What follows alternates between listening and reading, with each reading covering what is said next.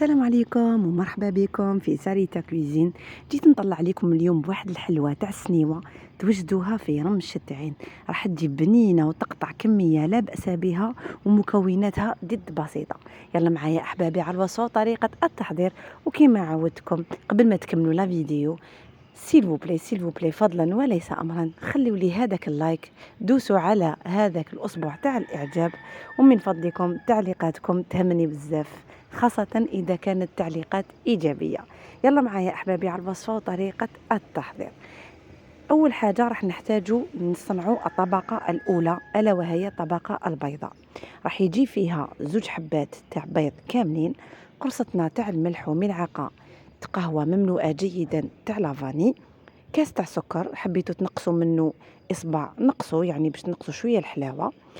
خلطوا هذه المكونات جيدا، معك راح نضيف عليهم كأس ناقص أصبع أيضا تاع الزيت، لكن راح نضيفوه بالتدريج. وباش نزيدوا بنة على بنة في هذا الكاطو راح نضيفوا له 2 مناعق كبيرة تاع معجون المشماش التجاري اللي قدا كان عندكم في الثلاجة، ضيفوه راح يعطيها بنة متميزة جدا. تقدروا تستعملوا أي معجون كان عندكم في البيت. هنا راح نبداو نضيفو كما قلت لكم هذاك الكاس ناقص اصبع تاع الزيت بالتدريج مع الخلط المستمر حتى نمزجوا مليح هذه المكونات ويدوب معنا هذاك السكر اللي درناه في الاول. في هذه المرحله راح نبداو نضيفو في الفارينه، وما تنسوش في هذه المرحله تشعلوا الفرن تاعكم يبدا يسخن باش ما تجوا تكملوا الحلوى مباشره راكم رايحين تبداو طيبوها. درت الكاس الاول تاع الفارينه، درت الكاس الثاني تاع الفارينه ومزجته بالفوي. الكاس الثالث هنا راح ندخل فيه يدي، وقبل ما نضيف الكاس الثالث راح ندير كيس كامل تاع خميره الحلويات. طبعا دائما تمزجوا. في الكاس الثالث هذا راح ندخل يدي باش نعرف القوام تاع الكاطو تاعي. هنا الكاطو تاعي لازم العجينه تاعو تجيني خفيفه بزاف وتجيني تلصق في اليد، لكن انا هنا في هذه المرحله ما رانيش رايحه اكتفي بالكاس الثالث، راح نزيد عليه نصف فارينه اخر، يعني ككل راح تستعملوا 3 كيسان ونصف تاع الفارينه. العجينه تاعكم راح تجي كما قلت لكم خفيفه وتجي تلصق في اليد، دونك لازم تمانيبيوليوها بشويه زيت في يديكم كي نجو رايحين نحطوها في الصينيه. هنايا الديك تاع الجيران راهو يشارك معايا لا غوسيت راكم تسمعوا في الصياح تاعو. دونك هنايا كما قلت لكم تمانيبيوليوها بشويه تاع الزيت، شوفوا هنا شحال تجي خفيفه. الصينيه تاعنا تكونوا فرشتوها بورقه طهي. الصينيه تاعنا فيها 28 على 30 سنتيمتر، يعني راهي صغيره. هذيك اللي تجي تحت 30 على 40 هذه المتوسطه. كاين كشتو كي تشوفوا الصينيات كاين 3 احجام، هذه اللي في الوسط.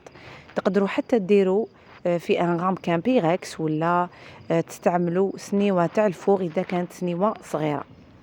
هنا اذا كانت استعملتوا سنيوه شويه كبيره الحلوه راح تجيكم هابطه، مش راح تجيكم طالعه كما شفتوها في بدايه لا فيديو.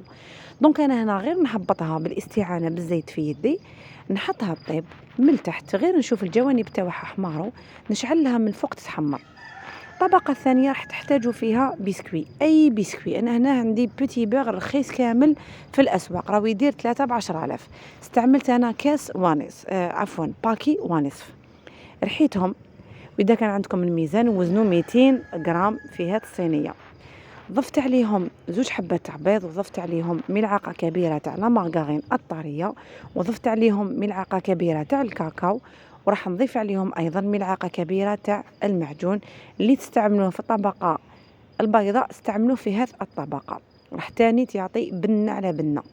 وراح نضيف عليها ايضا ملعقه قهوه تاع خميره كيميائيه. انا هنايا شفت العجينه تاعي ما نطمتليش غير ب2 حبات تاع البيض باسكو البيض تاعي صغير، دونك ضفت البيضه الثالثه. لازم تحصلوا على عجينه ماليابل، يعني تقدروا تحكموا فيها بلوتو بيديكم. راح تجي عجينه، شوفوا هنا كيفاش راح تحصلوا على القوام. هاد العجينه راح تعاودوا تحطوها فوق الكاطو اللي كان طاب وبرد شويه بيان سور، ما يكونش هكاك سخون باسكو راح البيض يطيب وما تقدروش تحلوها كامل على السطح. لازم تكون الكاطو بارد شويه، يعني على الاقل خلوه واحد ربع ساعه 20 دقيقه يبرد باش تروحوا ديروا له هذيك طبقة تانية من الفوق. دونك هنا توجور بالاستعانة تاني بالزيت راح نحل هذيك طبقة تانية على سطح الكاطو الطايب. هنايا البنات اخوتي في الله كي تروحوا تحطوا الكاطو تاعكم في الكوشه، هاد المره راح تشعلولو من الفوق فقط، ما تشعلولوش من التحت، راح تشعلولو من الفوق وتحطوه في الوسط، راح يطيب تمتم معاكم. هنا الطبقه تاعنا الفوقانيه راهي كاطو يعني راهي طايبه، راح يبرد برك بلوتو يطيب برك البيض فيها. هذا ما كان.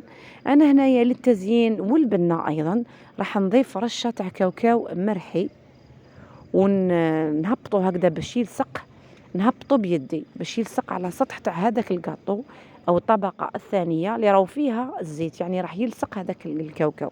نحطوها طيب وبعد ما تخرج كيما راكم تشوفوا هنايا مباشره راح ندير لها لمسه تاع معجون. اذا كان خلاص لكم المعجون تقدروا ديروا العسل ولا تقدروا ديروا لاجولي ولا تقدروا تخليوها هكذاك. انا حبيت فقط نزيد بوغ لا بريونس يعني للبريق تاع سطح الحلوى. راح نمشي هكذا بالبانسو ونخليها تبرد تماما باش نروح نقطعها. راح تتقطع معاكم بكل سهولة وراح تتحصلوا على أحلى نتيجة. يعني هاد الحلوى بقد أنها سهلة وجافة لكن الطريقة تاعها راح تكون بريزونطابل. إن شاء الله عجبتكم الوصفة تاع اليوم وتروحوا تجروا تجربوها خاصة في هاد الويكاند. شوفوا هنا الطراوة واللذة ما نحكي لكمش. إن شاء الله كامل تجربوها. إلى اللقاء، دمتم ديما بخير ديما فرحانين. تابعوني على ساريتا توب كويزين على الانستغرام، ساريتا كويزين لاباج تاعنا فيسبوك، وطبخ ساريتا لو جروب تاعنا فيسبوك. شاركوني. إلى اللقاء، دمتم ديما بخير ديما فرحانين.